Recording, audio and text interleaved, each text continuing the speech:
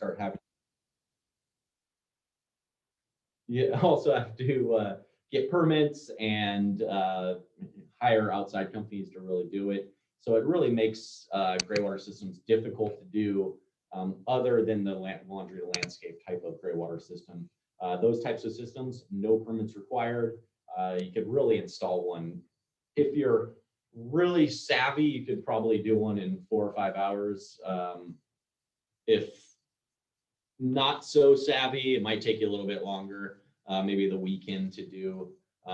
And the reason for that is the outdoor portion does tend to take a little bit more effort and a little bit more digging and those types of things, which is, in my opinion, the hard part. The indoor portion is quite easy to set up. It's really just gluing pipes together and getting all of the correct pieces to build that portion of the system indoor. And that's why I say it might take a little bit longer. Yeah, you could do the indoor portion in an hour or so, but the outdoor portion might take a little bit longer. So with that said, I'm going to kind of go through PowerPoint slide as well as we go through this, just so you can kind of get a better understanding of what it is. I also do have all sorts of demonstrations pieces, like the three-way valve. This is actually going to be probably your most expensive piece right here. These three-way valves are, I think, about $55. I don't remember where I got this. I might have got it at Pace, or I might have got it at Wyatt. But they're relatively easy to find. You can find them if you go out and get them. I do apologize for that. It's been about 2 years since I purchased this, so that's kind of why my memory on where I bought it's is gone. Plus, I also have a small child, so I don't get to sleep anymore, and that's also partly why I don't remember everything anymore either.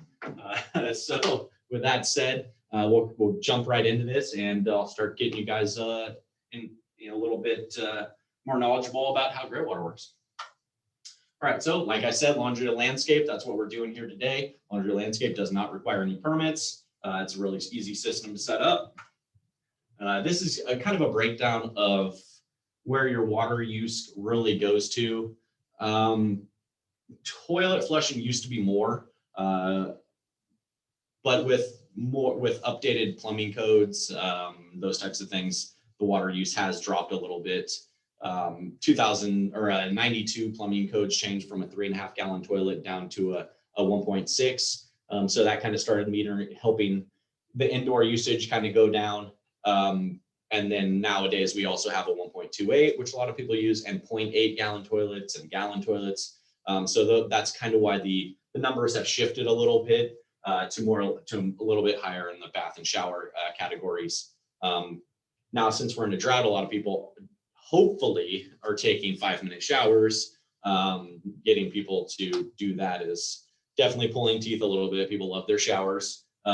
So that's kind of where the breakdown of where your usage is indoors. Now, why is that important? Well, it's important because you can actually see that 20% of your usage is actually laundry. So if you can convert 20% of your indoor usage to outdoor, that's going to save all year, or I wouldn't say all year because you don't irrigate all year, but it's definitely going to save those 6 months out of the year where you're irrigating, or 4 months or 5 months out of the year, depending on how wet a year we have as well. So that's kind of the breakdown of that. Why is that also important? Well, it helps reduce your carbon footprint, which is important. 19% of electricity is used in California is used to move water around.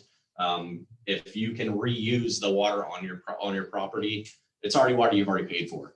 So you're just diverting it a little bit to other areas of your yard. It's helping reduce how much water is going into treatment plants, and it's also helping you save a little bit of money on irrigating as well. About 60% of your yearly water use does go to your landscaping. So when you can kind of start diverting it other places, it definitely is a big help. So what is Greywater? So a lot of people, that's an important question, what Greywater is. Greywater really is showers and baths, washing machines, and bathroom sinks. A lot of people want to use, kitchen sinks and dishwasher and and really think outside the box. The problem with that is the cleaning of the water, like especially dish water and kitchen sink water. It could have meat in it, could have different things you wash off, germs, all sorts of things like that that you don't want going out to your yard. So that's really one of the areas that a lot of people want to use is Greywater for your kitchen. But unfortunately, that's not one of the Greywater uses. Really, like I said, it's shower, bath water, wash machines, and bathroom sinks. In order even to do the kitchens or the bathroom sinks and your shower water, you still have to build a system. You cannot store gray water. If you store gray water, it will go septic relatively fast. So in order to build a system other than laundry to landscape, that's why it's costly, because you do have to get permits. You have to hire a company to build a system for you so you can store it. And in order to store it, you have to clean it. So you have to run it through filters and then into a pressure tank so that you then can pump it out to your landscaping when you desire to use it. So it's a little bit more intense to get that type of stuff out to your yard. But wash machine, not so much. Wash machine's really easy to use, really easy to set up. It's just a matter of diverting the water during the winter time. And I'll show you guys all about that stuff once we kind of start into the parts. Okay, Greywater is not. So I kind of already mentioned it. Toilets, kitchen sink, dishwasher, and then also certain things that you wash. So yes, this is a system for your wash machine, but that's why there is a three-way valve.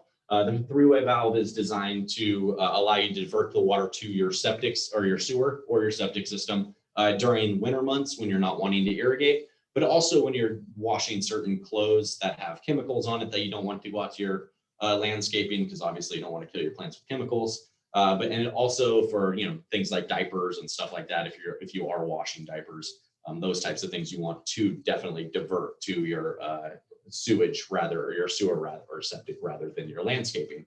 So that's what those are not. And if anybody is interested in this PowerPoint presentation, we will put up my email address at the end, and I can actually forward you guys this PowerPoint presentation, and it really walks you through everything you need to know on how to build your Greywater system. Yes, we're going to go through everything tonight, but if you're a type of person that kind of wants to, look at it on your own time and kind of really grasp it before you start building things, perfectly fine with emailing you guys the PowerPoint slides. So not a problem. All right, Greywater can contain pathogens, washing clothes with blood, that type of things. Chemicals, I kind of already touched on that a little bit. You definitely want to divert that to your sewer. And then ponding, standing water can breed mosquitoes. So that's another reason why you do Greywater the way you do it with settling basins and stuff, but we'll cover all of that. So yes, this is a caution. It's a caution that you definitely want to live by. You don't really, who wants to have a ton of mosquitoes just hanging out in their backyard, and then also killing your plants with chemicals and contains and blood type clothing, that type of stuff. So definitely want to steer clear of that type of stuff. Some benefits to Greywater. I've kind of already touched on this a little bit as well. Saving potable drinking water, which is very important right now. I don't know if I wouldn't say I don't know, because the people that are on this presentation are probably people that are a little bit more in tune to the drought that's going on right now, and also environmental things. Right now, we are in a pretty serious drought. We do typically get about 21,000 acre feet of water from the Delta each year. That's our #1 water supply. Jameson Canyon, when you head out towards 80, is our #1 water treatment plant. And this year, the state actually cut us 95% of that. So out of a year where we would, typically if we have rain and they give us 100% of our allocation, we would get 21,000 acre feet. They cut us 5%. They gave us 5%. So that's a serious drop in what we actually can pull out of the Delta, which I understand. Well, we don't have the snowpack. So they do have to protect that water supply, which does mean we have to use our water supply up north, which is Lake Hennessy. Hennessy did not fill this year, and it is already about 15 feet down. So saving our potable drinking water is very important right now. It's always important. We live in California. So it also conserves energy as well. Like I said before, 19% of our energy here in California is just moving water around, just pumping water here and pumping water there to try to move it throughout the state. So conserving energy, reducing your demand on your sewer and your septic, also very important. A lot of cities, I'm not 100% sure how Napa does it because I live in Petaluma myself, and I used to work for the city of Santa Rosa, and how they would do it is they would put a sewer cap on your basically on your water bill, and they would determine that through the winter months because they figure that your winter months is when you're using everything indoors, nothing's outdoors, so all that's going down into your sewer. So, well, that's a tough one. I might have overstepped on that because typically during the wintertime, you're not going to be diverting the water out to your landscaping. So I was reaching a little bit there. I apologize for that, but it still does reduce the demand on your septic system if you're on a septic, and also reduces your the demand going to the sewer, the treatment plant as well, which is helpful for us, not so much for yourself, unfortunately. And then it also encourages different types of plants. We'll cover all the types of plants that really work good. You don't want to do direct contact vegetables when you're growing when you're using gray water. Gray water typically is you want to use for more like fruit trees and tomatoes and peppers and that type of stuff. You don't want to do direct contact vegetables like carrots and root type vegetables. But we'll cover that. And then just growing food at your own property. A lot of times people don't understand how much nutrients actually drops out of vegetables within actually the first 24 hours of being picked. I've heard it's in the range of like 50%. So 50% of the nutrients actually leaves the vegetables within the first 24 hours. When you buy something from the grocery store, it could be 2 weeks out. So the nutrients quality of your vegetables are much lower. So growing your own vegetables and using gray water to do so, you're only benefiting yourself. So. All right.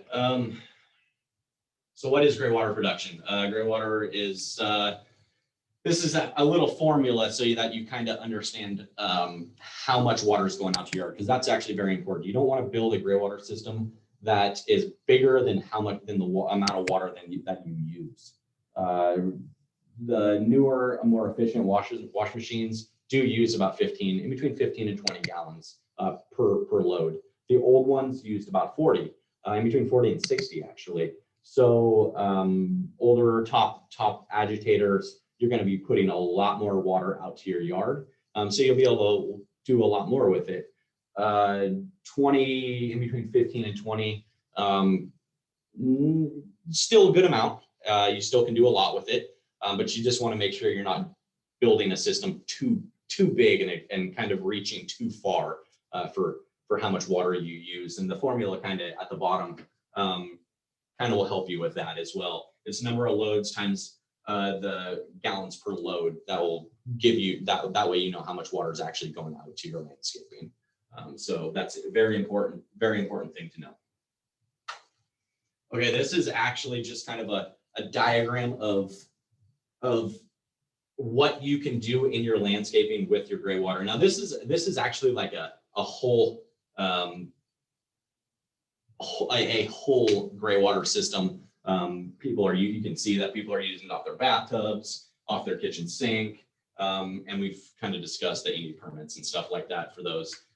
So you can see that the wash machine does do quite a bit, but the size of your system is important.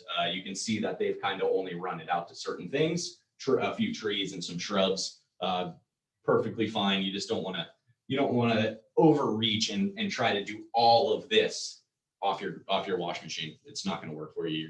You're gonna reach too far, and you're gonna think that these plants over here are getting water, and it's not going to happen. So definitely don't want to overreach. This is one of the types of systems that I was talking about for kitchen sinks like this, or bathroom sinks. Like that's a bathroom sink, and then it goes into a filter. It's then pumped into a filters and cleans out basically all the pathogens and all the germs and stuff that are in the water that you've used, and then it's pumped into a pressure tank so that you then can you can store it, because you don't want to store gray water. But once it's filtered and put into a pressure tank, then it's clean and it's not gray water anymore. It's actually, it's not potable water, but it's clean enough for you to be able to store it. So that's just a little diagram of it. But it's like, we're going to be a little bit costly to do that. So. All right, now everybody's probably thinking, okay, when's he finally going to get to the actual topic that we're talking about tonight? Well, we're here. So this is a very rough diagram of how your gray water system is designed into your yard. See, they didn't overreach with how much they wanted to put out. They built these little basins around each tree, and you have your distribution points. Now this might even be too much if you are if you don't do tons of laundry. You might just want to cut it to just those trees, or just cut it to some shrubs, depending on how many loads of laundry you use. If it's just you and your husband and you do laundry once or twice a week, definitely want to keep that in mind. If you have a big family, you do tons of laundry, you also want to keep that in mind. So, all right. So when I first started talking, I was talking about how long it takes you to build one of these systems.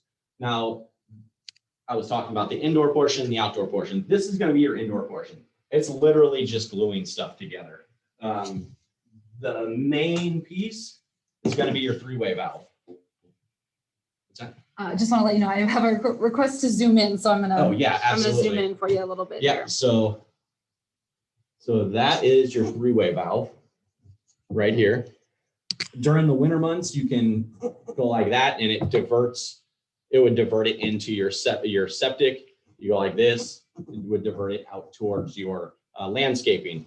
This piece right here is what would be connected to your wash machine. Now it goes in through the bottom, but that's okay, because your wash machine has a pump on it. So it's going to pump all that water straight through this with no problem. This is just your little mock display of the connection at the base from your wash machine into your three-way valve. That's going to be this tube right here going into your three-way valve. Okay, so that's your main cost. Everything else is relatively cheap.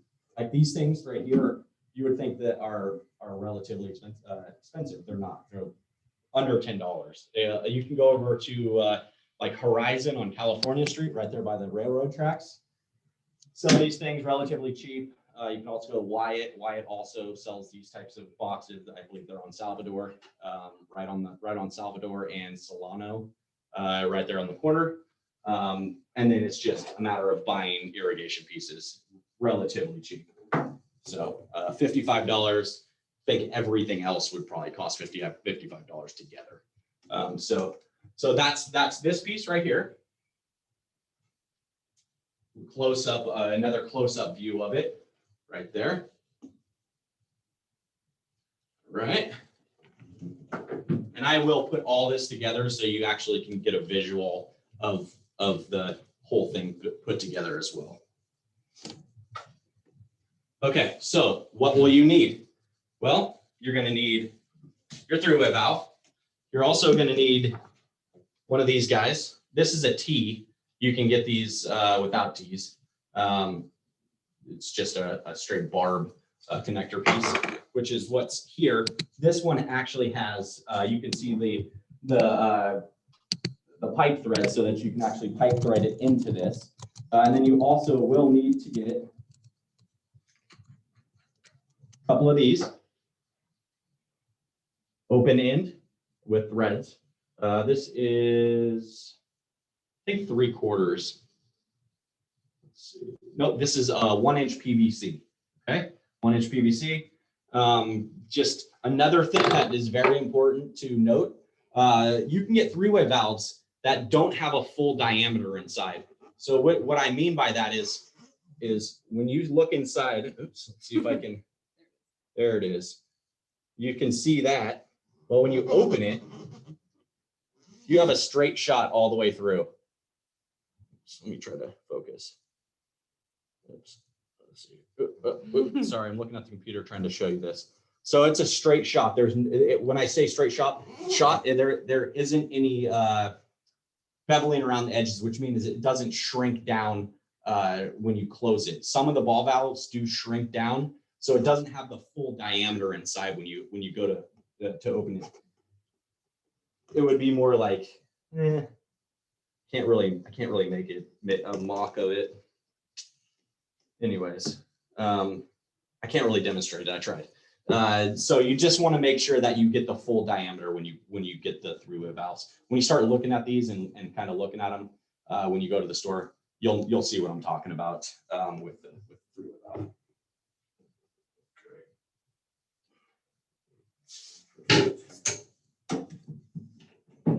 Okay. So that is your beginning. That's your beginning of your Greywater system. And when you're putting these things on, it's always I used a piece that's you can pull it out. You can see that it has a barb on it. This one is an actual, I believe it's an actual wash machine hose. So is this. That's just a little different type. It's kind of giving you a few pointers to kind of warm up the plastic so that it can kind of get on there a little bit easier. If you use something like that, you don't need to, because you're going to use these clips that you tighten down with the screw. I kind of leave it loose so I can pull it off and show people. That's what these screw clamps, that's what they are. You can get them at any hardware store. You just kind of need to go and really just kind of look through what you need to get, I guess. And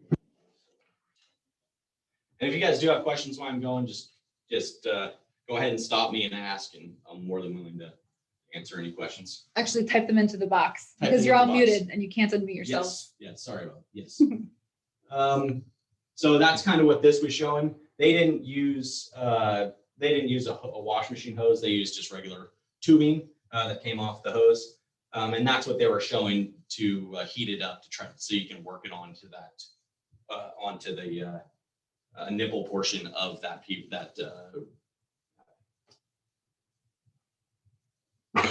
whatever that thing is. Can't think of the name of it right now. Okay. Anyways, so man, why am I drawing a blank on that?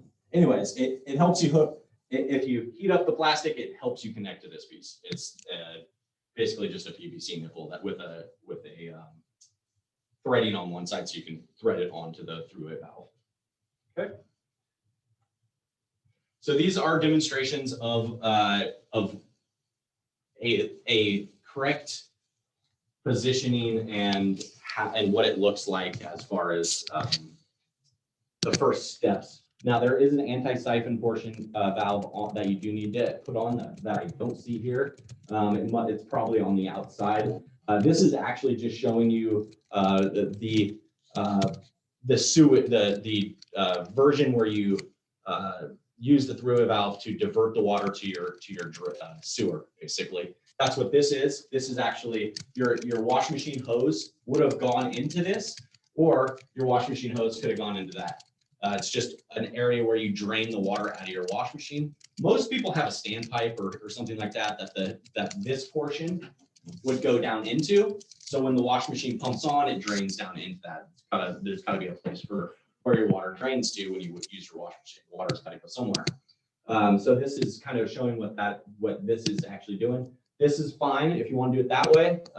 If you have a utility sink that you want to drain water into, perfectly fine. If you want to also use the actual portion of where you actually drain into normally, that's perfectly fine too. This is just demonstrating how that would work. And I'll kind of show you, I'll kind of get that portion put together really quick for you. So right here, I just have a diversion portion. Oops. So that just goes straight onto here, just like so. And that is your first portion of your Greywater system. This This is going to be your diversion to your septic or your sewer. And this side is going to be the diversion out to your landscaping. So we're starting to get there. We're starting to kind of, you're starting to kind of see how your indoor portion of your gray water is coming together.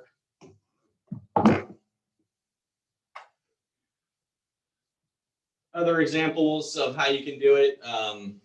They, instead of using this to kind of divert it into wherever your drain line is, they actually used flexible tubing like this, wash machine tubing, and just diverted it right into the same place that the PVC on the previous slide was doing. Either way is perfectly fine. Not a problem either way. That's an example. You could do it that way. You want to keep in mind that you want to keep the three-way valve in a location where it's easy to access. That's the only thing I would recommend. You also want to make sure that you get these pipe straps. They look like this.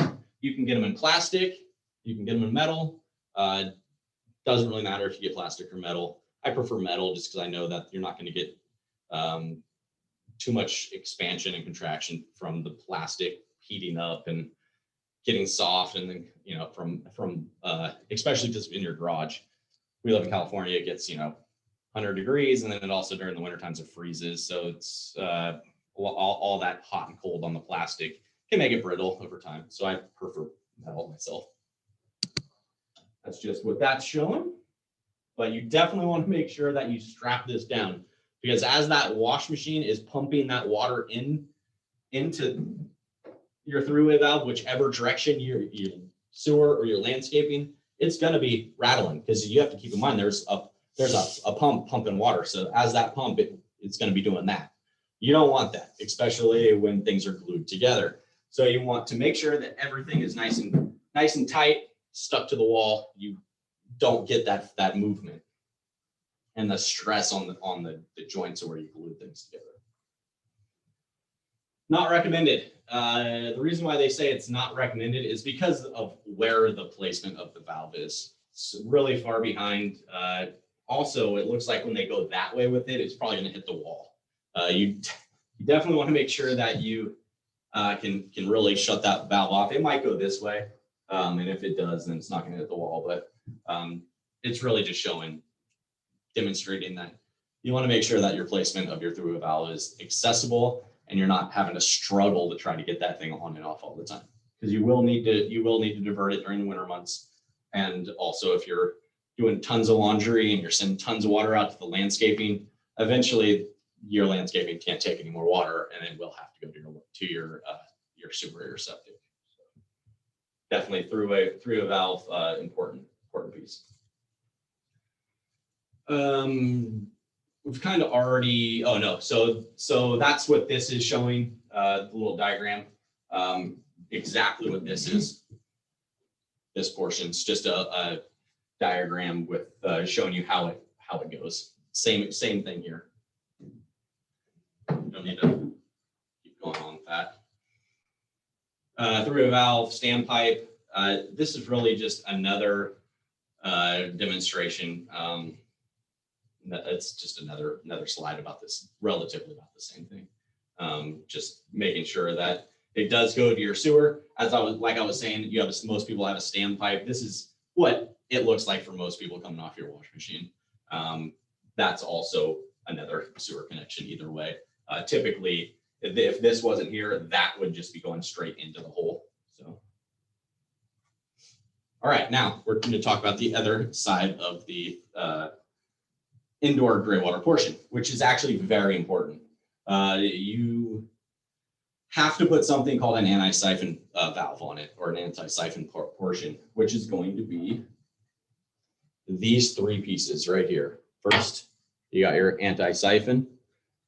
Second, you got your piece that the anti-siphon screws into.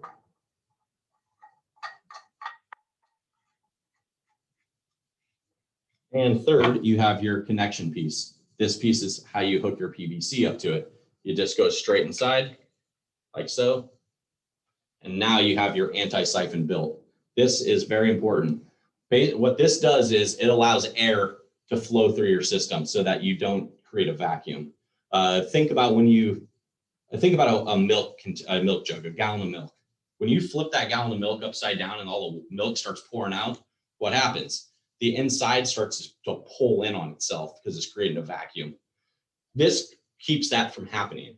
So if you take that milk jug, flip it upside down, all the water starts pouring out, starts pulling in on, and it's creating a vacuum. You jam a hole in the top of it, it releases that pressure and just back to normal size.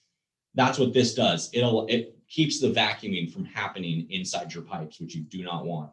So anti-siphon is very important. This needs to be the highest point of your system. So you can kind of see as a diagram that everything is lower than the anti-siphon portion. A very important piece. You can put it indoors, you can put it outdoors. It doesn't really matter. It just needs to be the highest point. I've actually seen pictures of people doing it off their second story, like upstairs, and the anti-siphon, the pipe was like it was like up to the second story. So it's possible, you can do it. It is doable. Kind of already talked about it. That is your first anti-siphon piece. This is the full breakdown of how you build it. You got your PVC adapter, you got your reducing bushing, and then little pieces of 1-inch PVC, you got your T's, and that's how you're going to build your entire portion of your system. And I kind of have already got it set up for you to see. This is just a piece that goes straight onto the top, just like so. Then you take your other portion of your valve. You hook it in like so. Let me see if I can get the picture here. There we go. And now you have your entire indoor portion built. Not a whole lot of parts involved, not a whole lot of time involved. You really could probably you don't even necessarily need to glue it all together while it's on the wall. I would recommend building it like this first, getting it all glued together, and then strapping it to the wall itself afterwards. It's going to be a lot easier, a lot less of a headache. But that is your full portion.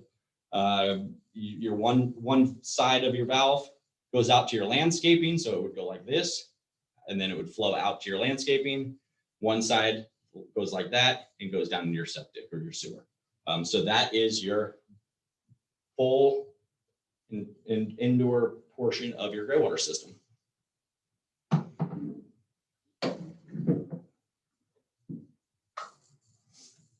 Just another diagram showing you what it looks like. You can see that the anti-siphon is at your highest point, and then you got your septic, and you're going out to your landscaping. So that's really just the bare bones of your indoor portion, and it's relatively easy to do. You do want to label it so that people know that it is not potable drinking water. I've never personally seen anybody putting stuff out into the yard and thinking, hey, this is water I can drink. But if you built a system and then you sold your house, maybe somebody wouldn't know what it was and would think I could drink this. I don't know. That would be crazy to me. But in any case, you definitely want to label it. You're actually by code, I believe, supposed to label it, especially and have your Greywater sign up. Now it doesn't have to be something like that. I used to work for the city of Santa Rosa. I took this PowerPoint when I left, which is why it says City of Santa Rosa at the bottom, but I don't know if you can actually see that on there. So anyways, I digress. Make sure you label it and also have instructions on it as well. You're supposed to put a little pamphlet of instructions inside. And that's actually good to have too, because you can put your connection pieces to flush the outdoor portion, and we'll kind of go over that as well. You definitely want to flush your system every now and then, and that's what this guy's going to do, and I'll show you what that does in a second. What type of cleaners? Okay, so that's actually very important. You do need to do a different type of laundry detergent. You can't just use your regular laundry detergent. They do have a lot of borons and salts. those types of things that plants do not like. They do build up in the soil over time, and your plant might be able to handle it for a little while, but as those salts and borons build up in the soil, it will kill your plant over eventually. So you do need to adjust to different types of laundry detergents. I think there's like eco-friendly, they're called eco-friendly laundry detergents. So yeah, plant-friendly laundry detergents, hydrogen peroxide bleach. That's doesn't seem quite right. Definitely don't want to put bleach out into your yard. But things to avoid, like I said, sodium compounds, powder detergents, fabric softeners, boron. Most of that is commonly found in most laundry detergents. So I believe Whole Foods, not that I'm advocating shopping at Whole Foods or any other store for that matter, but I do think you can get quite a bit of safe laundry detergents. I think they do sell an eco-friendly laundry detergent there. They're getting more and more common, and often They are. I was recently looking because somebody asked this question, Yeah. and I was just looking in the store for my own laundry detergent, Yeah. and I was looking, and they do sometimes say Greywater friendly, Good. Oh, perfect. which is great. Yeah. If you can find one that says Greywater friendly, that's excellent. That's definitely the way you want to go. And with things evolving, lots of different, I guess, companies are going to start putting out those types of detergents so that people do know that it's Greywater safe. I mean, making it easy on the consumer so that they just know, hey, it's Greywater safe. That's the way to go. And I think other companies will eventually start. And like Ashley said, it sounds like other companies are kind of starting to go that way. So that's excellent. Okay, full overview. We've kind of already seen this, so we'll kind of just move forward with that. Now, when you're doing your system, keep in mind hardscapes. You most likely will have to go over some hardscapes. Not everybody, depending on where your washing machine is, but some people will have to go through hardscapes, and there's different ways that you can kind of make it look cool, which is what they've done here. They did just a little decorative tile work, but other people just cut the sidewalk out and then pour a new sidewalk over the top. Those are your two, or if you have pavers, those are really going to be the I guess most difficult challenges that you have in your outdoor landscaping when you're trying to run it. With that said, if you are really interested in doing a Greywater system, I'm always willing to come out to your house as well and kind of look at your area with you and see if it's even doable or what type of obstacles you'll come in contact with. So I'm always willing to do that. Keep in mind, I am extremely busy right now and booked out. So if you do call me, it might take me a week to get out to you, but we can get you on the books and definitely make that happen. Okay, so distribution points. You don't have to use these types of boxes for your distribution points. I personally like these types of boxes because you can put the lids pop off. You can access everything.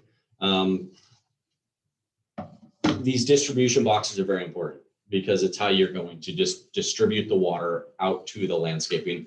Now you could just use the holes that are already here and run your piping through it. Or what you could do is you could sink these down a little bit deeper and you could cut holes on each side and run your tubing through it. This is actually going to be the type of tubing that I would recommend using. It is a relatively thicker tubing. Let me see if I can get that up there. There it is. Yeah, there it is. You can't really see how thick it is, but it is about that thick. It's excellent tubing to use for your Greywater because it's flexible. So you don't have to use PVC like they have on all the diagrams. You can get this flexible tubing, which is pretty strong. Like I said, it's relatively thick. I believe I got that tubing at Wyatt, which I already said. Not advocating for any stores, but we do have two main players, irrigation supply houses here in Napa. We have Horizon on California, and we have Wyatt on Salvador, on the corner of Salvador and Solano. Now, Horizon, I I tend to rep Horizon a little bit more than Wyatt, just because Wyatt's a little bit farther out. And I also do kind of feel like Wyatt is a little bit more geared towards commercial type contractors that go in there a lot. And Horizon seems to cater to everybody, and they're very friendly and really willing to help. They're also friendly at Wyatt. I'm not advocating that you go to either one, but you can get both of these things at either places. I'm not 100% sure if you can get this tubing at Horizon, but I know you can get it at Wyatt. It's not super expensive. I highly recommend using that rather than PVC. It just gives you the flexibility that you'll want. Moving it through the yard, if you want to do if you need to like kind of do S's with it or any of that type of stuff. So what you'd want to do is you drill your hole, run your piping through it, and then you get these guys. So you can kind of adjust how much flow you want going into that distribution box. And the way you do that is by kind of moving it up or moving it down, just kind of adjusting it a little bit. Now that piece is going to be inside, like so. And then you'd obviously connect the other side with the black tubing and run it farther out to your second distribution box. And then, like I said, you just tilt it up and down to adjust the amount of flow that's going in to your distribution box. And then I like having the lids because over time you do get a little bit of buildup inside of here with, stuff that comes out of your washing machine. Like, I mean, it sounds gross, but hair and that type of stuff that you might want to clean out of there. It just makes it easier and it's kind of cleaner. Personally, my wife would want things that look neat and uniform. So that's kind of why I go with stuff like that. And plus I'm a little OCD about stuff like that, especially my gardening, very OCD with my gardening. I'm a huge gardener. And that's kind of why I go with these types of things. Because you can get a bunch of them and they all look the exact same. So everything's gonna kind of match itself. And that's actually important to me. There's really two types of gardeners. OCD gardeners like myself and road gardeners. Either one's perfectly fine. Doesn't really matter which type of gardener you are. The important thing is getting out and getting your hands dirty. That's the important part. So it doesn't really matter. You don't have to use irrigation boxes like that. You can really use anything that's going to be hard and hold up. I mean, if you have like old, I've actually seen people use old 1 gallon pots, plastic pots, flip them upside down, and they don't fully cut the top off. They cut it 3/4 so that they can kind of flip it back and forth. And that works the same way. And it's also recycling. And, I'm all for recycling. I actually work with recycling quite a bit. So all for that, definitely advocate reusing anything that you have. So yeah, great thing to do. And then I also kind of wanted to point out this piece right here. Haven't really talked about that yet. I did mention this piece right here, which is going to be that point, but this slide basically just shows your irrigation basins. So when I say irrigation basin, I mean a big circular area around it. So I'm pretty sure there's a PowerPoint slide coming up that will show you what it looks like. But basically what it is you want to dig a circular trench around your trees, relatively deep or so. And then you stick your distribution box inside that trench that you've built. And then you fill it in with mulch or wood chips. The reason you do that is as all your water is dumping into your distribution boxes, the idea is it fans outward around, and that those wood chips then get saturated and kind of help it move around, and it also holds in that moisture and just keeps the soil nice and moist. That's kind of really your basin. And depending on how big your tree is or your bush or whatever you're going to be building your distribution points around, depends on how big it needs to be. So that's what your irrigation basin looks like. Perfect. I thought there was a slide coming up. Sorry, it's been a year since I've done this presentation, so the slides can't fully remember everything. But so this is a different way to do it. They didn't drill a hole into their distribution boxes. they drilled and 2 holes and they didn't run the black tubing through it with their T. They just cut 1 hole in it right here and stuck that straight into it. Now, I don't necessarily recommend doing that because you don't get the adjustability with your T's. The adjustability and your flow is key to how much water goes out. Now, they used, like I said before, 1-gallon pots, and they just cut the lid open so that they could hold it open. And then they started filling it in with mulch or wood chips. That's really how you need to do it. Now, you can do multiple distribution points on a tree. So you could do 3 distribution points if you wanted to. And it would kind of look something like, like a triangle or so, around. You just want to space them out around. So if your trench was that big or so, you would want to have 3 of these, this one, and then another one on the other side, and another one on the other side. So you get even distribution of that water so that it helps just move throughout the trench a little bit easier. So that I would highly recommend it. You don't necessarily need to do it that way. If you have a ton of water flowing out of the one and you only have a couple areas that you're really trying to water, 20 gallons going into one is definitely going to move around. But if you do want to kind of help things kind of evenly disperse, you can do multiple distribution points. So, but you definitely would need to put that mulch in there because you want to fill up that trench that you've built as well. But you also need it to be able to move the water around. Okay, so black tubing. I kind of already showed you guys the black tubing that I would recommend. This stuff right here. You can get it in a roll. I have a big roll of it. It's relatively cheap. It's not super expensive. The one and very important thing to note too is the last distribution point of your system. You leave it open. You do not put any type of restrictor. Nothing like this. You leave it just like that. That's so that if any pressure builds up or anything like that, it has a way for that water to escape the line so it doesn't back up and then go backwards into your wash machine. So you definitely want to make sure you have an open end on the very last portion of your Greywater system. You can see they've ested around. They've also branched off using a T to go into this distribution point. You can see that they've put a relatively deeper one here. Perfectly fine. They've also done it here as well. And they don't have T's on theirs. They have just open ends. When you just leave it open ends, the very first distribution point tends to get the most of the water because you don't have a way to reduce the flow. And water is an interesting animal. It wants to go to the least path of resistance, which is going to be the first opening. Now, all that water is not going to 20 gallons of water is not going to be able to go right out that one. So it will move farther down on your system. However, you do want to make sure that you have a way to adjust it, really. I've seen ones where people put shutoff valves on them too, so that they can kind of shut them off and allow it to go to the next distribution point if they needed to water a different area. Either way, that's perfectly fine too. You just want to make sure you're not forgetting those closed. So another way to do it.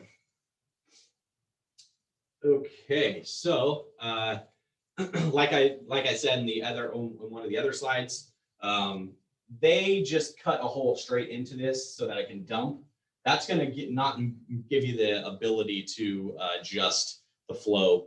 That's why I personally like to drill the hole into this and run it through. That way you can adjust. They're not going to have that ability to do that. This is another version that just box that you can get or something that they've used. I can't tell if that says. Looks kind of like they purchased that like at an irrigation or something, supply house or something. It's just a small valve box.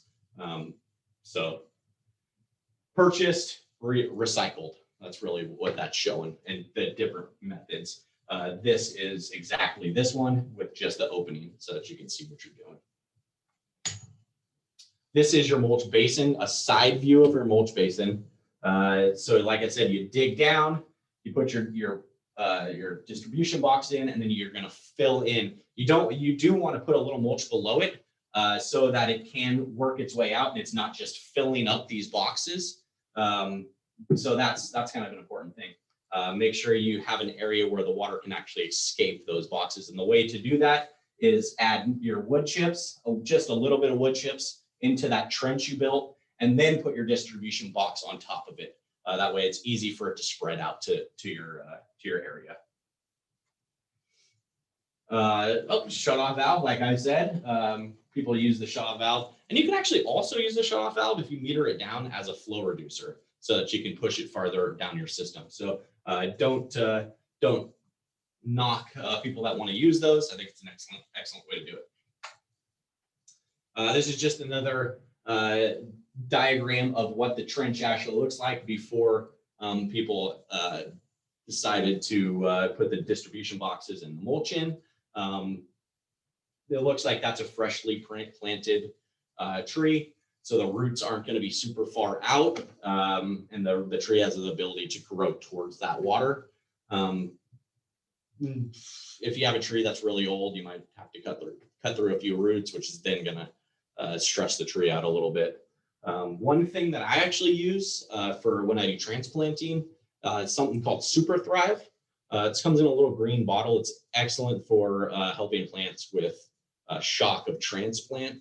And also if you're tearing up a bunch of their roots, I think you could probably use it for that too. It's just full of all sorts of vitamins that kind of help kind of cut down that stress on that plant or the shock that they've received from you cutting through a bunch of their roots. Okay, so as you can see, it's just an example of the amount of water that you can push out to each one. 4 loads of laundry on Saturday at 15 gallons a load is going to produce 60 gallons in that day, and onward and whatnot for the week. And it's just, you know, like we talked about earlier, it's just something you need to keep in mind about how much water is going out to the yard and how big you build your system. Okay, so I kept showing you guys that piece right here. Now this is actually an important piece. So this is how you're going to be able to flush your system, because you do want to flush your system every now and then. You will need to get a connection piece for your hose, but this piece is how you break your system apart, just like so. That way you can because this is going to be coming out of the wall. This is and this is the portion that goes out to your yard. Your black tubing is going to be hooked up to this. Well, when it's a solid piece, come on, get down here. Like so, you can't break it apart. It's to flush your system. And you want to do that. So you take that guy off, you would unscrew this portion off of it, and then you would get an adapter. They're plastic adapters that you buy at the store for your hose. And you just screw it on, and then you can hook your hose to the other side of it, flush the whole system. You do have to do that periodically, just because of hair and that type of stuff that builds up in the line. You're washing your clothes, and that's just what happens. It's one of the things that happens to everybody, and shedding is a real deal. So that is what this guy is.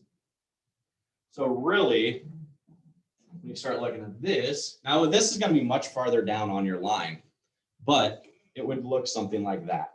This is just a shrunken version of what it would look like. In reality, this piece right here, oops, let me get it in the screen here. This piece right here would be much longer, because most of the time it's in your garage and you got to push it out 20 or 30 feet to get it out of your garage, or however far it is. And then once you get it out of the garage and you're outside, that's where this piece right there is going to come into play. So important portion of that.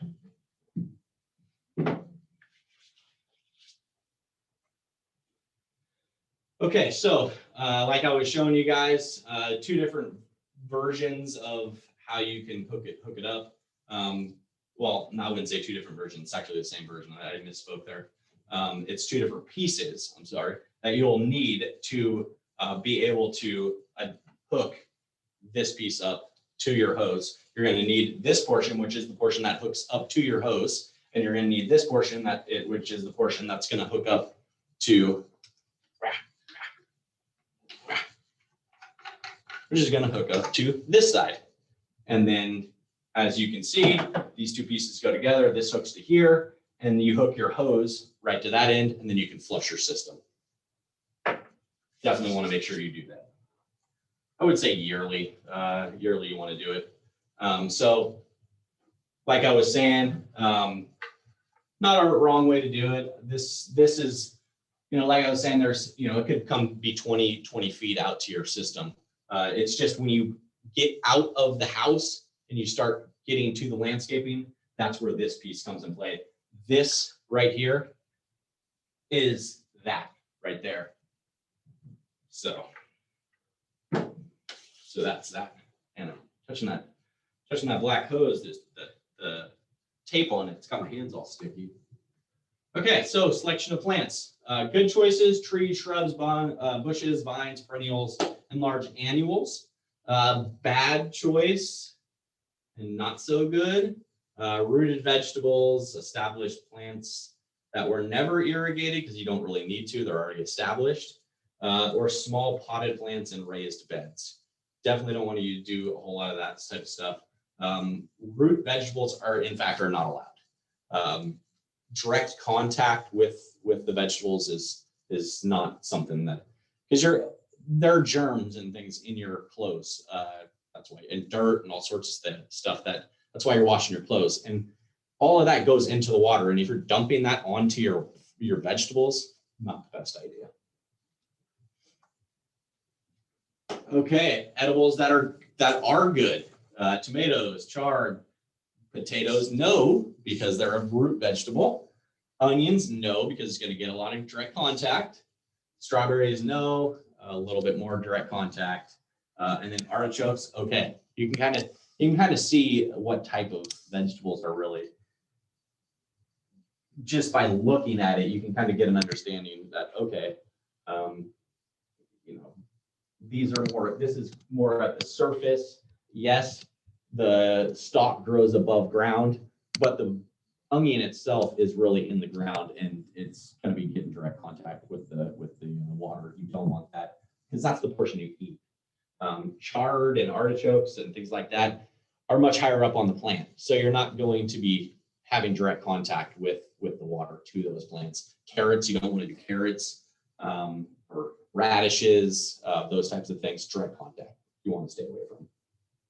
But lettuce, this type of stuff,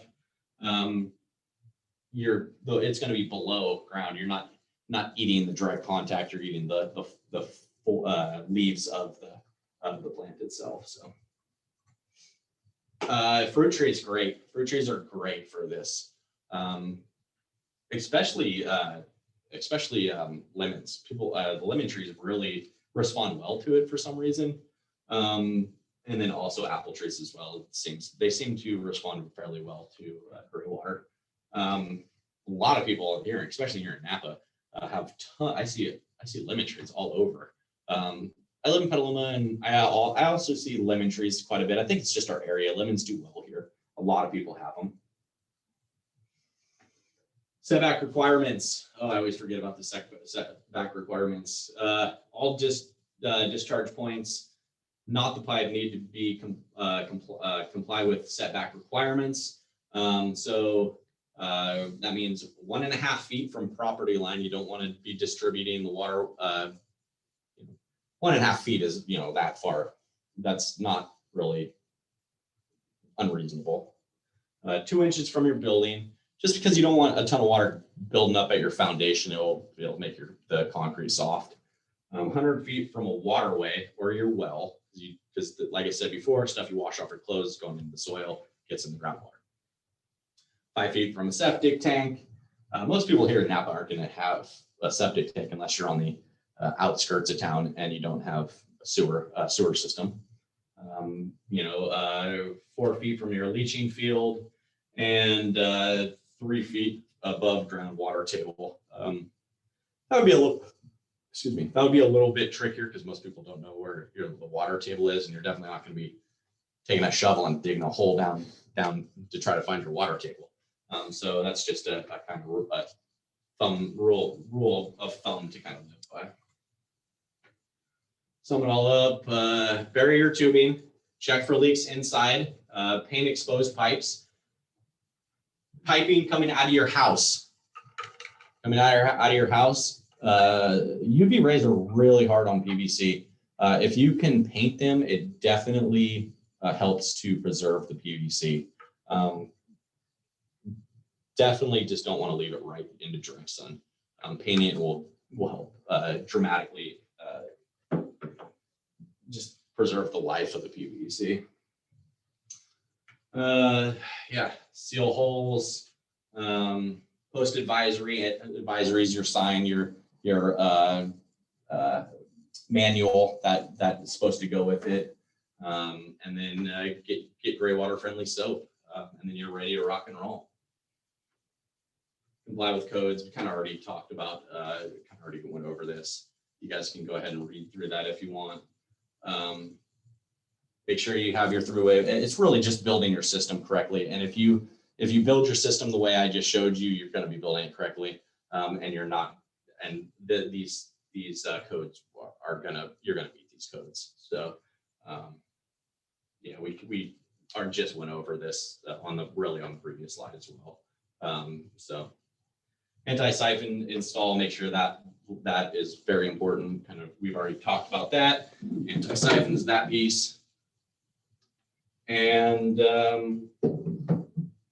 for discharge 2 feet below the surface. Oh yes, you also do want to make sure that you distribute your gray water below surface. That's why you use distribution boxes, because you're gonna be distributing when you dig that trench, and these sit down in that trench, you're relatively low, you're that 2 inches already, really. This piece is going to stick ground level, but your distribution is going to be way down here. So it's just set, and it's going to go straight down if you do it correctly with wood chips below it. So that's not going to be an issue for you. Comply with codes. Yeah, this is just kind of more of the code stuff. Systems checklist continues on. All gray water all gray water does need to be contained on site. You can't have gray water leaving your property. Here in Napa, you can't have any water leaving your property. Waterways prohibitions are in place. Irrigation runoff is also not allowed. So it's just kind of a rule of thumb that you want to keep your water on your property. And that's just a rule of thumb to live by, especially here in Napa with our waterways prohibitions. So we already went over all of these already. It's just really just, I should take that slide out because it's just repeating itself. All right, so that is that. Do you guys have any questions for me? I hope I didn't go too fast and talk too fast. I do tend to do that a little bit, but I guess that's why we got the open questions portion. Yeah, so we do have a few questions. Perfect. So thanks everybody for entering your questions, and please continue to do so as we are answering questions right now with Josh. And I would actually add one more thing. The things you will need: PVC pipe cutters, and also glue. Now you can get Gorilla Glue, which is clear, and you don't need a primer for that. Or you can get regular PVC glue, which is a primer and a glue of some sort, a compound of some sort. One's purple and the other one blue, maybe. Ooh, not 100% sure on the colors. Anyways, they usually come in a pack together, so it would be a purple and I think it's blue. But yep, those are really the only tools you'll need: PVC cutters and also the glue. You will also need a drill bit depending on where you're going to be pushing your PVC out of your house. So depending on where it is, depends on the size of the drill bit and how long it is to get it out of the house. If you have a vent in your garage and you want to push out the vent, that's probably your best option. That way you don't have to drill into your house or drill a little hole. Now it is going to be a hole that size, but the pipe is going to fit perfectly through it if you get the correct drill size. And then you can use some caulking or sealant to go around it just to make make sure no bugs or anything like that or water get in. So. Okay, so first couple of questions. Okay,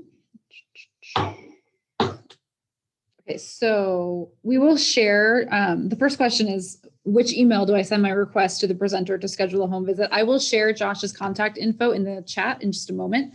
And then I'll also, when we do release the YouTube video, I'll add his contact info into the YouTube video.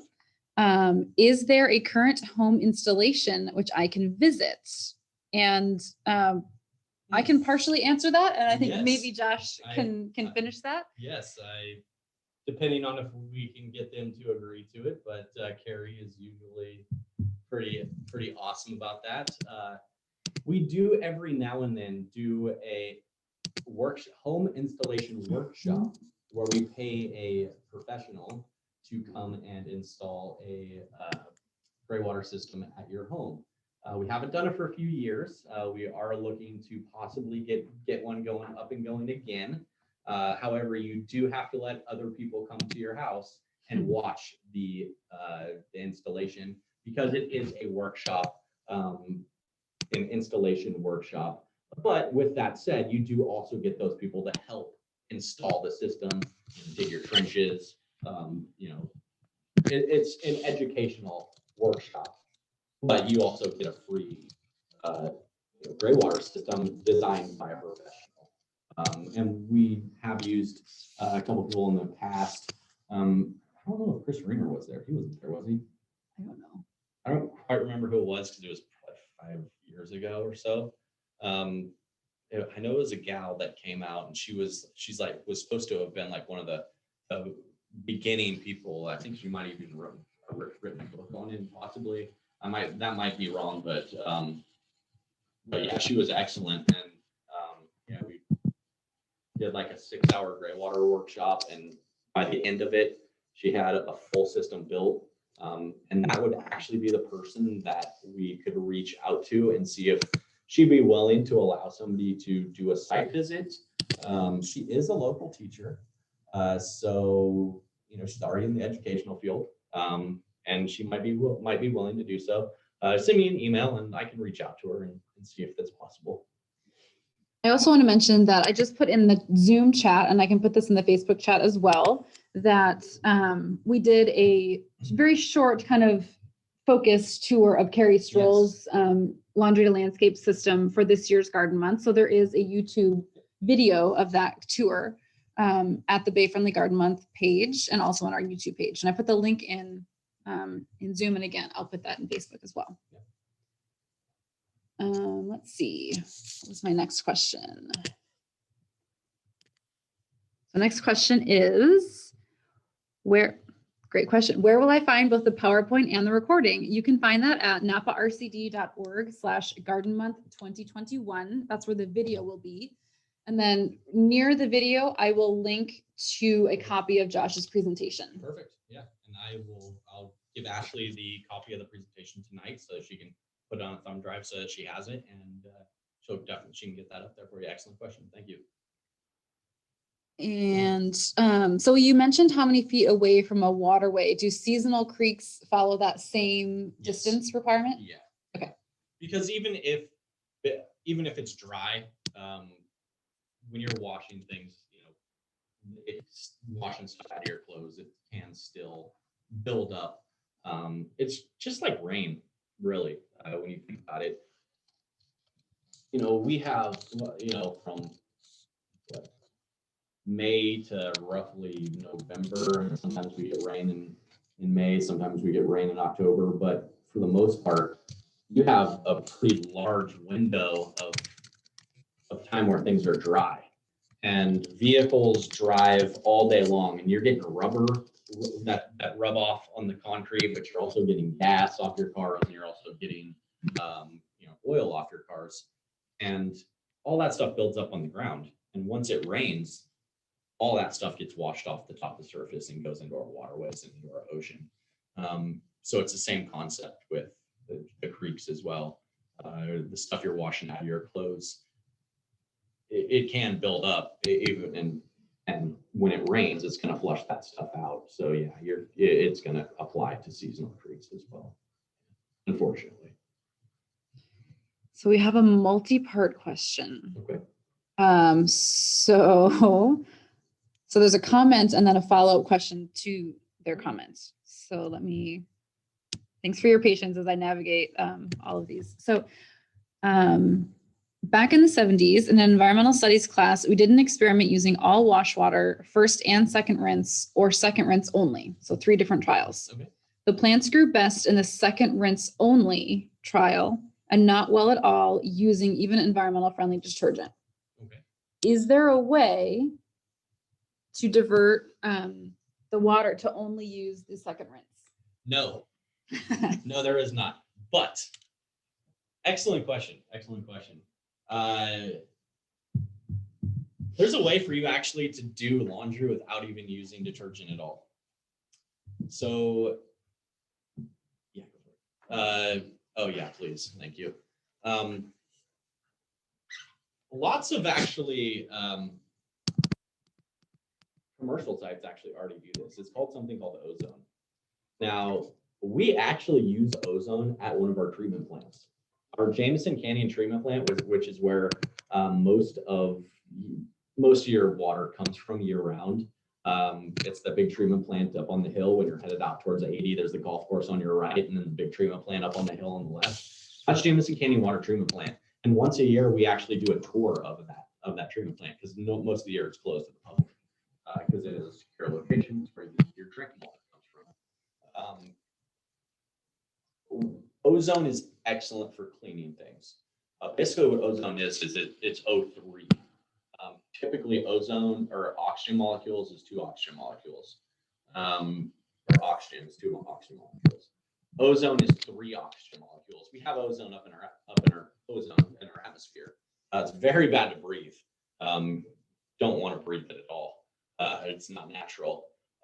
Basically, what it is it has 3 oxygen molecules. Well, that 3rd oxygen molecule bounces off, leaves as fast as it can. It comes as a free radical and it's just bouncing around in the atmosphere constantly. And that's basically what O3 is. And we use O3 in cleaning water at our Jameson treatment plant. And how we do that is we take liquid oxygen and we take electricity and we collide them together and we make O3, and we inject O3 into the water supply. And that 3rd oxygen molecule that I was talking about, that comes a free radical, leaves really quick, and it attaches itself to germs and organic. Really, it attaches to like germs and things that make the water taste bad, and it actually neutralizes it. Excellent, very clean way to do so, and that's really an excellent way to scrub. It's kind of like a scrubber. It kind of scrubs the water. It's one of the first processes we use actually before we even send it into our settling basins. So a lot of hotels use actually ozone as well. Well, nowadays they have little systems that you can actually use for your wash machine.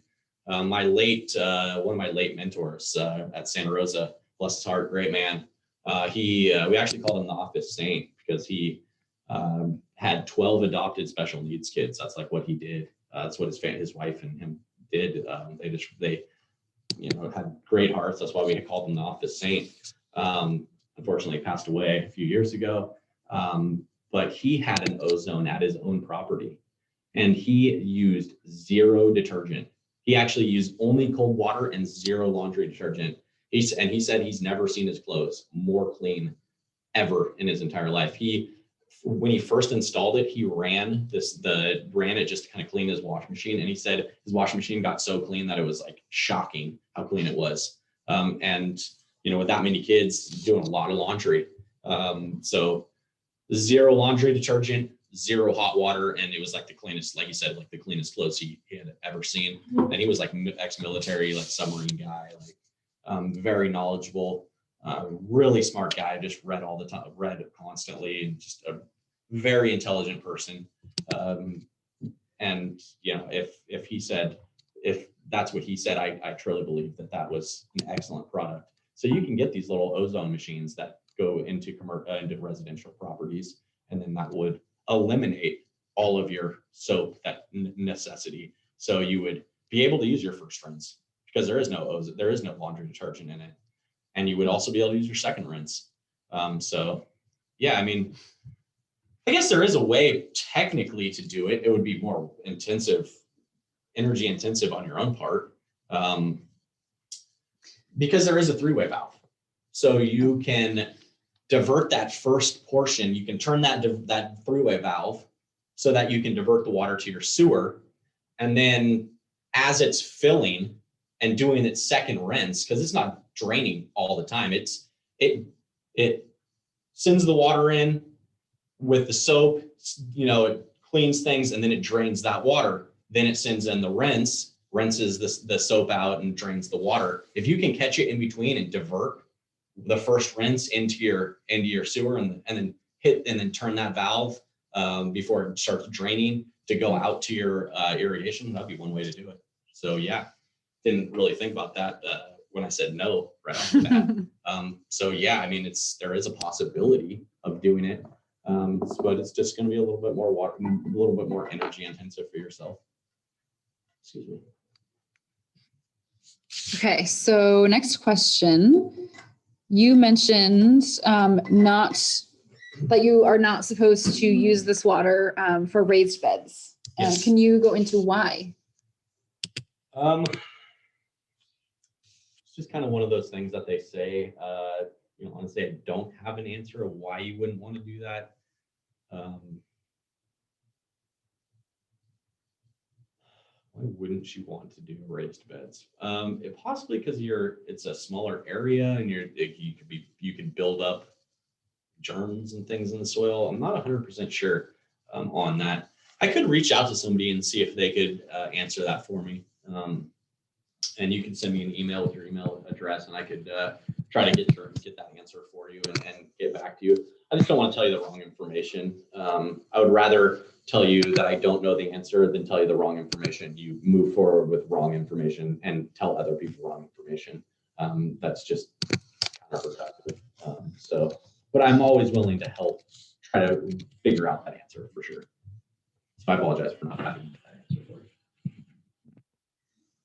you. Next question. I have a well on my property, and my lot is roughly 50 feet by 100 feet. So it sounds like I would not be able to do gray water at all. Is this correct? Is her math correct?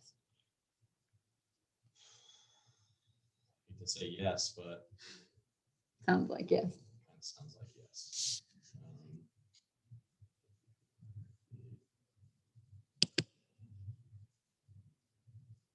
Yeah, I mean, I would probably say no, you don't want to do that. Do it. Contaminating your well is not really an option. I mean, using well water to irrigate your landscape is more of a viable resource than poisoning or contaminating your well and then not being able to use your well, which that sucks to say, because you're obviously on this at 8:30 at night wanting to learn about how to build a gray water system, and telling you that is probably not going to work for you is not exactly what I would like to say, but yeah, that's probably the answer, unfortunately. So I think you covered this in the beginning of your presentation, but I believe that a laundry to landscape is the only non-permit gray water system for City of Napa. Permit at all. Oh, at all. At all. Yeah.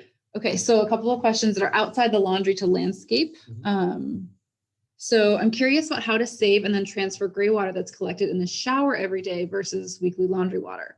The piping option from Logic Landscape seems limited in that only a few trees could benefit versus having a wheeled water jug with a hose that could water all sorts of garden plants. Do you know of examples where people have efficiently gathered shower water and moved it easily? No. And well, see, is the misconception with collecting the water with a bucket while it's warming up, that's not gray water. That's potable water that you're just collecting before it heats up. So, honestly, what you could do, if that's the case, you could get yourself a 5-gallon bucket and you could get a sump pump, and you could, well, that would be hard to do because you'd have to plug it in as you plugged it in. But what you could do is sump pumps, a lot of times you can just hook a hose to them. You can get adapter portions where you can hook a hose to it, and then you could run it out your bathroom window or something connected to that sump pump. And then you could go and place your hose where you want it to go back in the house, plug in the sump pump, and it would drain that bucket like that out to your landscaping. Then you're not lugging a 5-gallon bucket of water. But that's not gray water. That's just potable water that you're collecting.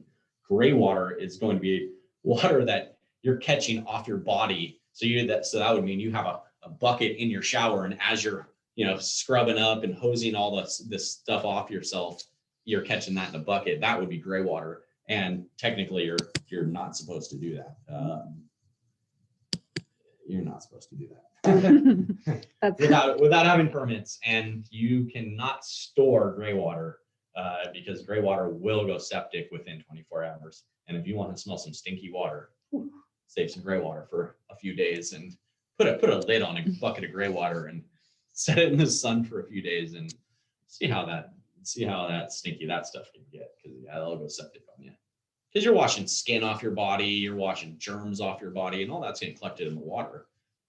So yeah, it's not a good idea.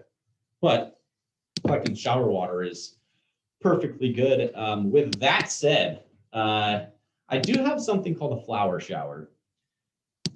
It's basically what it is a 2.5-gallon jug with a thing in the middle that goes down into the jug, and you pull the top up out of it and it turns into an umbrella, an upside down umbrella.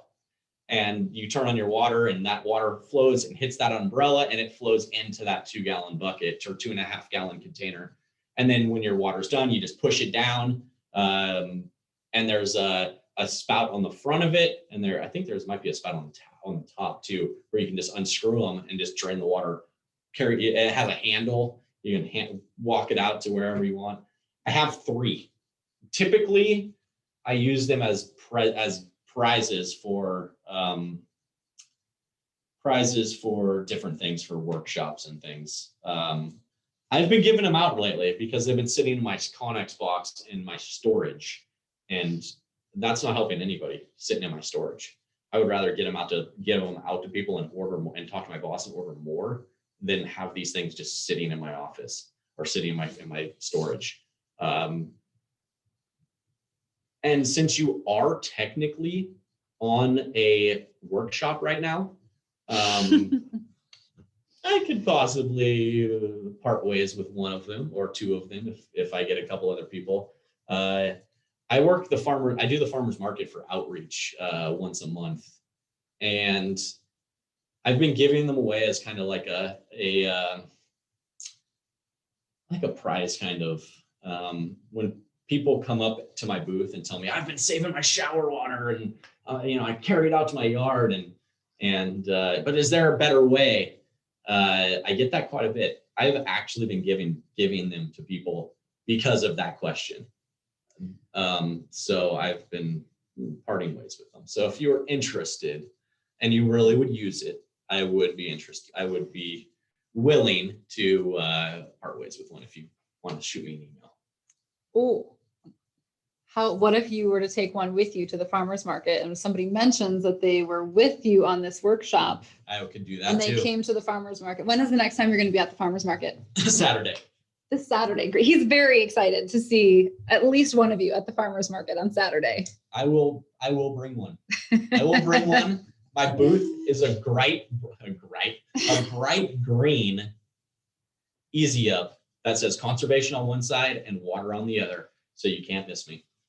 Awesome. So yes, I will bring one. If somebody from this workshop comes to the farmer's market on Saturday and tells me, hey, I was on the Greywater workshop, can I have that flower shower? It's yours. Nice. I just conned my way into that. So thanks for backing me up, Josh. That's perfect. I'm all. I don't like making things difficult on people. I run the Cash for Grass rebate program, and I try to make it as easy as possible for people. They have to do the hard part, which is doing the landscaping and tearing out the yard. I do the easy part. I do the paperwork and coming and writing and checking the areas out and then giving you a check at the end that comes in the mail, of course. So they have to do the hard part, but I try to make the process as easy as possible for people because everybody is. Who needs more of a headache and more difficult things to do? So yeah, I'm always willing to make things easier for people. So 2 questions about purchasing. Okay. Number 1, but there's a lot of interest about the flower shower. I just want to let you know, people are excited about it. And I knew that. I kind of figured that might happen. So the Maybe first question is, maybe I'll bring 2. First question. Well, first off, if you want one, be one of the first person or first 2 people Yes. at the farmer's market on Saturday at Josh's tent. Yes. Second, the actual question, do you know where you can actually buy a flower shower? Is there a local distributor or is it No. something you have to get online? You have to get it online. Okay, You can Google flower shower though, and it'll pop up. I'm nice. sure. I'm gonna Google that I right feel now. so, something that Just- awesome I just probably wanna- pops up. I just want to check if I Google it super fast and it pops up. Then yes, the answer is yes. And then the next question, as you're doing that, I'm going to see if we can multitask. Would you be able to buy, so going back to the ozone discussion, is that something that is available and fairly reasonable for an in-home system? Yes. Nice. Do you know where you could purchase something like that? I do not know where he purchased it from. Okay. I would go online and Google it personally. But they are relatively easy to install as far as I know. Great. I totally spelled that wrong on accident because I wasn't looking. I was wondering why this singer popped up. I was like, who is this person? I don't even know this person. So while Josh is looking for that, I will just mention that you can find the complete list of Bay Friendly Garden Month 2021 resources on our website at naparcd.org/Garden Month 2021. And there's also a link at the bottom of that page to all of last year's resources. So there's a couple of other informational videos and a few other workshops from last year that are still relevant to this year as well. So again, naparcd.org/Garden Month 2021. Yeah. And it looks like Josh found the flower shower. And they're $45. Oh, not bad. Nice. New resource group. Could you, yeah, perfect. This is what it looks like, everybody. Interesting. And it comes from NRG. Huh, look at that. Yep. And that thing just pushes straight down. And yeah, I mean, it's kind of a chemical thing too, but if you really are actually catching your shower water, why not make it easier on you? Mhm. Why not make it easy for yourself? I mean, I kind of feel like you've earned it by just coming to this workshop. So yeah, I mean, and I mean, if you can't look it up online yourself, which is totally fine if you don't want to or can't, I can dig through my files and see if I can find the invoice possibly. Mhm. It does come from NRG, which is a new resource group. But if you type in flower shower, I typed in, let's see, what did I type in? I typed in flower shower to catch shower water. That's what I typed in, and it would popped up right quick. Nice. So I think this will be our final question. Is water after the ozone treatment safe for plants? Yes. Easy. Yep. Because there's no chemicals in it. Okay. Yeah, it uses, liquid. It uses ozone, O3, basically. So the little machine does it for you, and that's how it cleans the clothes. So yeah, there's no chemicals involved. It's totally safe to go right out. Yeah. Wonderful. It's basically just you're just using oxygen really to clean it, which is kind of what like OxyClean is. It's just a type of oxygen chemical. So without the chemical. Okay, so thanks for hanging in with us. Yeah, definitely. For the entire program and the question and answer portion. I do want to mention that we have a couple of events coming up in the next few months. We are, fingers crossed, things are moving forward, and we've started to do in-person events again. And we are looking at doing a cleanup on June, I just looked up the date and now I can't remember it, of course, on June 19th. So it's going to be not this coming Saturday, but next Saturday. We'll do a cleanup probably along the Vine Trail here in Napa. And then we also have a Wild Napa coming up on July 7th. And we're going to be talking with the Park Prescription Group here in Napa County to talk about how the natural resources that we have here in Napa County can benefit our health, and how we can use the resources that just exist naturally in our area to boost our mood, boost our physical health, all of that kind of stuff. So we're really excited about that as well. And we also are doing some oak maintenance stuff, just kind of caring for our oaks and getting them through this, what promises to be an extremely dry summer. Yes. So keep an eye open for that as well. We'll have a few more community work days just to do some weeding and mulching and stuff like that for our oak trees. So thank you so much, everyone. All of you who are here on Zoom, thank you to all of you who are joining us on Facebook Live. We really appreciate you coming and hanging out with us tonight. Thanks for all of your great questions, and happy Bay Friendly Garden Month. And then some, and then, 10 extra days because it's so exciting. But we will. All year. You can't. It's true. It shouldn't be just a month. So thank you so much, everyone, and have a wonderful evening.